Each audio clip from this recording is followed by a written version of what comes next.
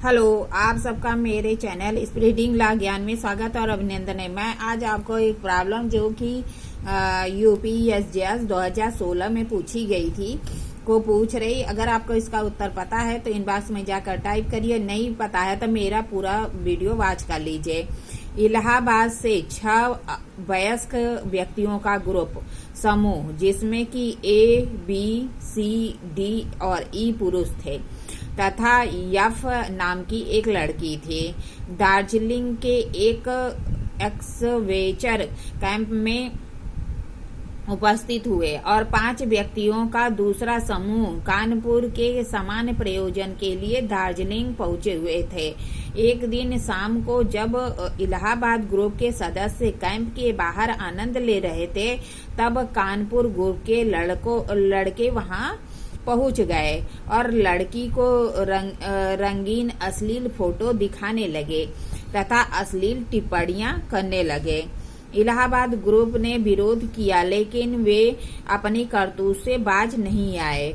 का ने कहा कि अच्छा होता कि तुम जाते और अपनी बहन के साथ ऐसा व्यवहार करते। यह टिप्पणी सुनकर कानपुर ग्रुप के व्यक्तियों ने गुस्से में आकर क को डंडे से प्रहार कर दिया। इस पर ब ने ईंट का आधा टुकड़ा उठाकर कानपुर ग्रुप के व्यक्तियों के ऊपर फेंका, जिससे कि कानपुर ग्रुप के नामक व्यक्ति को साधारण उपहति कारित हुई। इस प्रकार सी भी ईंट उठाकर कानपुर ग्रुप के व्यक्तियों पर फेंका, जिससे कि यल का हाथ टूट गया। कानपुर ग्रुप के 2 अन्य व्यक्ति यम और यन ने डी और ई को बलपूर्वक धक्का मारे, जिसके परिणाम स्वरूप वे पत्थर से टकरा गए, जिससे यन और डी के सिर पर के पिछला भाग फ्रैक्चर हो गया।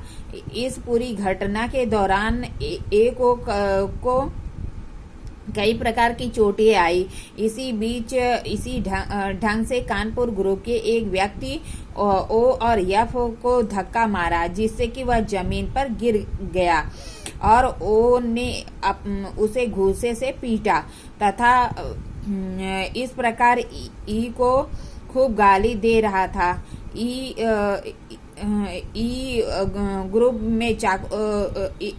में चाकू निकाला और कानपुर ग्रुप के व्यक्ति ओ के छाती पर चाकू से कई बार किया और उसके मरने तक चाकू भोंकता रहा।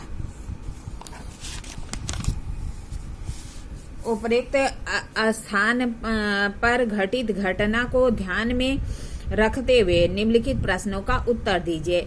क्या इलाहाबाद ग्रुप के किसी व्यक्ति या व्यक्तियों ने कोरे अपराध या अपराधों को कारित किया है? समालोचन, परीक्षण और व्याख्या करिए। क्या इलाहाबाद ग्रुप के व्यक्तियों के बीच संयुक्त रूप से दायी होंगे या नहीं?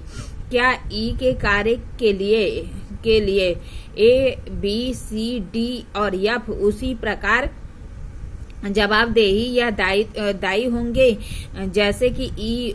यदि हाँ तो क्यों? यदि नहीं तो क्यों नहीं? इसका उत्तर देना है।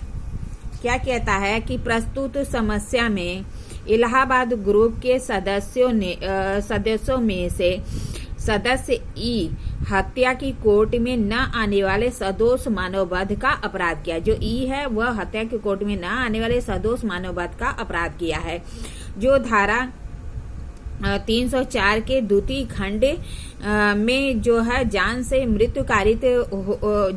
मृत्यु कारित हो सकती है के अंतर्गत दंडनीय है और उसके दंड के लिए दंडनीय होगा, क्योंकि ई द्वारा प्राइवेट प्रतिरक्षा के अधिकार का अतिक्रमण किया गया था। और 300 के अपवाद 2, चूंकि ई को स्वयं अपने ग्रुप के अन्य सदस्य एएफ के विरुद्ध प्राइवेट प्रतिरक्षा का अधिकार था, किंतु उसने अपने प्राइवेट प्रतिरक्षा के अधिकार का अतिक्रमण करते हुए ओ को तब तक चाकू से हमला करता रहा जब तक कि उसकी मृत्यु नहीं हो जाए। क्या कह रहा कि जो प्रस्तुत समस्या है, इलाहाबाद ग्रुप का जो ई है वह हत्या के कोर्ट में न आने वाले आपराधिक मानववध के अपराध का दोषी होगा। और 304 का जो द्वितीय पैरा है उसके अंतर्गत ज्ञान के साथ मृत्युकारी करने के लिए दायी होगा। यद्यपि जो ई का कार्य है वह प्राइवेट प्रतिरक्षा के अधिकार का अतिक्रमण करता है, क्योंकि उसने अपने ग्रुप के ई और एफ के प्राइवेट प्रतिरक्षा का अधिकार था, लेकिन उसने क्या कर दिया, उसका अतिक्रमण कर दिया और ओ को तब तक मारता रहा जब तक कि उसकी मृत्यु न हो जाए।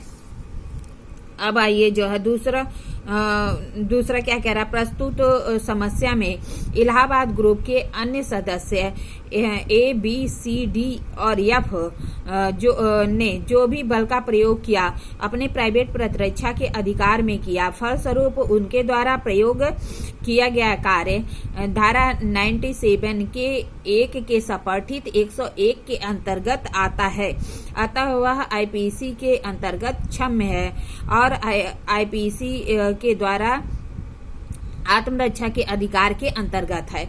मतलब जो ए बी सी डी और एफ ने कार्य किया वह जो है प्राइवेट प्रतिरक्षा में किया, इसलिए उनका कोई अपराध कोई भी उनके द्वारा किया गया कार्य कोई भी अपराध का गठन नहीं करता। अब आइए देखिए आगे क्या कहता है। इलाहाबाद ग्रुप के सदस्य A B C D E और एफ संयुक्त दायित्व के सिद्धांत के अंतर्गत नहीं आते, क्योंकि धारा 34 के अंतर्गत न तो कोई सामान्य आशय था और न ही उनका सामान्य आशय को अग्रसर करने में कोई कार्य किया गया है। मतलब कह रहे हैं कि ए बी सी डी जो ई हैं उनके बीच संयुक्त दायित्व का सिद्धांत नहीं आता, क्योंकि उन्होंने न तो सामान्य आशय उनका था और न ही उसके अग्रसर करने में कार्य किया गया था। धारा 149 के दृष्टिगत में उनके बीच कोई सामान्य उद्देश्य नहीं था और न ही संभावना का कोई ज्ञान था। अब देखिए जो है ई द्वारा किया गया कृत्य प्राइवेट प्रतिरक्षा के अधिकार में किया गया था, जो कि इलाहाबाद ग्रुप के अन्य सदस्यों और स्वयं के आत्मरक्षा का अनुसरण में हुआ था। ई द्वारा किया गया कृत्य को इलाहाबाद ग्रुप के अन्य सदस्यों के बीच न तो कोई सामान्य आशय था, न ही सामान्य उद्देश्य के अग्रसर करने में और न ही संभावना का ही ज्ञान था। अतः ई द्वारा किए गए कृत्य के लिए अन्य सदस्य A B C D F दायी नहीं होंगे। प्रस्तुत समस्या में इलाहाबाद ग्रुप के सदस्यों में से केवल ई 304 के द्वितीय खंड का अपराध किया है और उस दंड से दंडित होगा।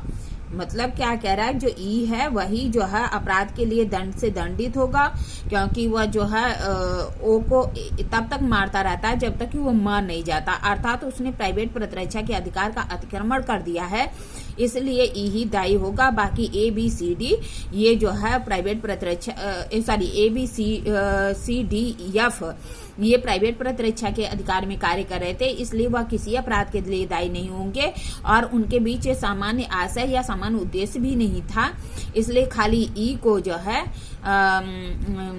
304 के द्वितीय खंड के अंतर्गत अपराध के लिए दोषी हो और दंडित किया जाएगा।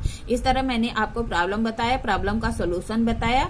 ऐसी ही अच्छी प्रॉब्लम के लिए मेरे चैनल सब्सक्राइब करिए, लाइक और कमेंट करिए। ठीक है, धन्यवाद, थैंक यू।